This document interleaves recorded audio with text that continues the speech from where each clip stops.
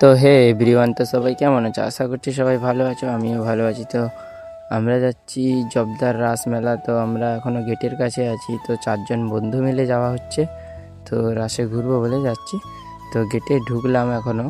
তো ঢুকতে না ঢুকতে একজনের মানে কি বলবো, একজনের পেচ্ছাপ পেয়ে গেছে। তো ওকে আবার নিয়ে যাওয়া হচ্ছে বাথরুমের দিকে।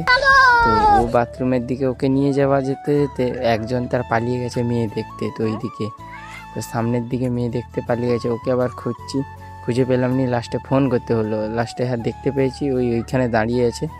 তো ওকে আবার ডাকছে ফোন করে। ও যতক্ষণ না আসছে ততক্ষণ যেতেও পারা যাচ্ছে না। ভাবেনি যে ও মেয়ে দেখতে। তো তাই জন্য আমরা মেলার মধ্যে ঢুকে গেছি সবাই মিলে। তো মন্দিরটা দেখতে পাচ্ছ। তো এখন লাস্টে ঠাকুর বেরোবে, তাই জন্য দুজনের বাকি ছিল বাতাসা হরিলোট, তাই জন্য সেইগুলো করছে। না হলে এই যে ঠাকুরগুলো দেখতে পাচ্ছ। তো আমরা এখন যাচ্ছি।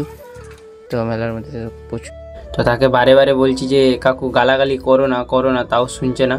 সে উল্টাপাল্টা বলছে গালাগালি। তো মঞ্চ থেকে বেরিয়েছি, তো কত লোক, এখন রাত 11টা হয়ে গেছে, তাও লোক দেখো এত লোক আছে।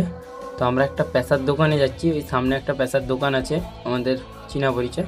তো ওখান থেকেও বেরিয়ে চলে এসেছি। তো সামনের দিকে যাচ্ছি। এরা ফালতু বকছে, বলছে ভাই খাওয়া কিছু ভোগ লাগেছে। না খেয়ে এসছে নৌকা চড়তে, মানে বোট চড়তে এসছে এরা আর কি। তো বোটে উঠে যাওয়ার পরে জলের মধ্যে কীর্তন করছে এরা এখন। তো আলতু ফালতু করছে। 12 মিনিট টাইম দিয়েছিল, 12 মিনিটের বেশি ঘুরছে ওরা এখন।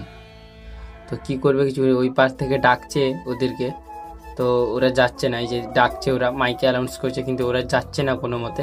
তো আজকের ব্লগটা এই পর্যন্ত ছিল।